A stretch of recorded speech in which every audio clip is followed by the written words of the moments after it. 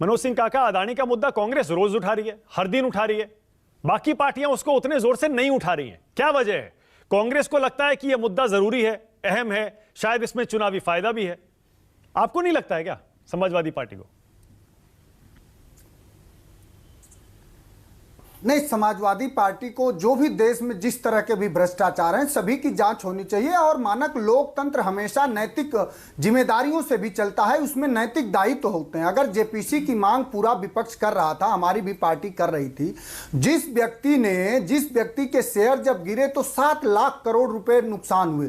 7 लाख करोड़ रुपए, आप जानते हैं कि इस देश में सबसे ज्यादा बजट अगर किसी सरकार का है प्रांत में तो उत्तर प्रदेश का, उसका भी 6 लाख करोड़ का बजट है।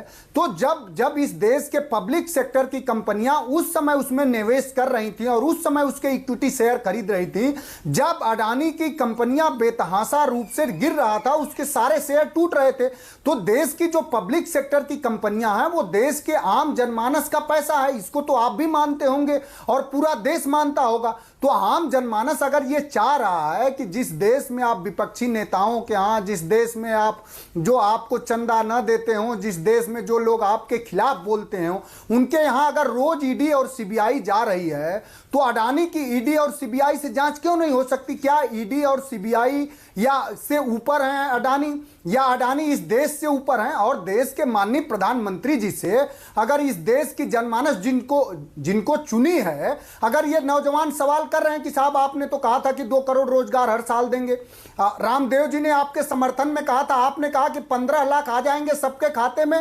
रामदेव जी ने तो और आगे बढ़ के कहा कि जब काला धन आएगा तो 200 करोड़ रुपया इस देश के प्रति गांव को मिलेगा। और रिपोर्ट क्या आई? रिपोर्ट ये आया कि विगत 8 सालों में स्विस बैंक में भारत से 52% काला धन बढ़ गया।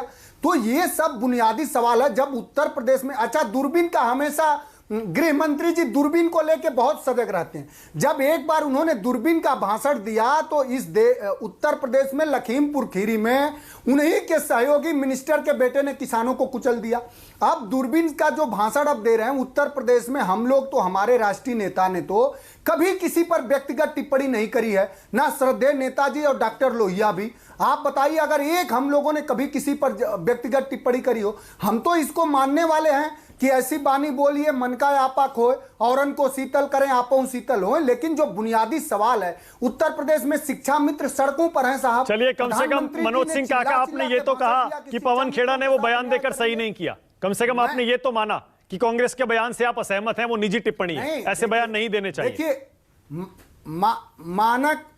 मानक समाजवादी पार्टी किसी भी तरह के अमर्यादित बोल, भाषा और व्यवहार के पक्ष में नहीं है। हमारे राष्ट्रीय नेता आदरणीय अखिलेश यादव जी नहीं है। या कोई एक जवाब आप बताइए अगर किसी नेता पर उन्होंने व्यक्तिगत टिप्पणी करी हो। अब सवाल यह है कि उत्तर प्रदेश में हमारे जो नेता ने सवाल खड़ा किया ओल्ड पेंशन स्कीम का और जातिगत जनगणना का, इस पूरे देश के कर्मचारी और पूरे देश के जो कमेरा वर्ग है, जो संस्थान में, सरकार में, शैक्षणिक संस्थानों में हाशिए पर है, उनकी संख्या जाने बगैर उनके सशक्तिकरण का कार्यक्रम कैसे चला सकते हैं?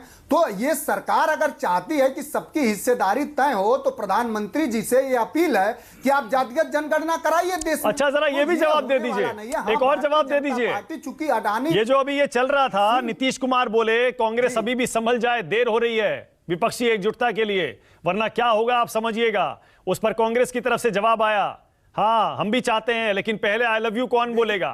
अकेले हमें पता है कि हम बीजेपी को नहीं हरा सकते, लेकिन उसके बावजूद क्या कहां ये मामला फंस रहा है? समाजवादी पार्टी क्यों यूपीए में नहीं आ जाती है?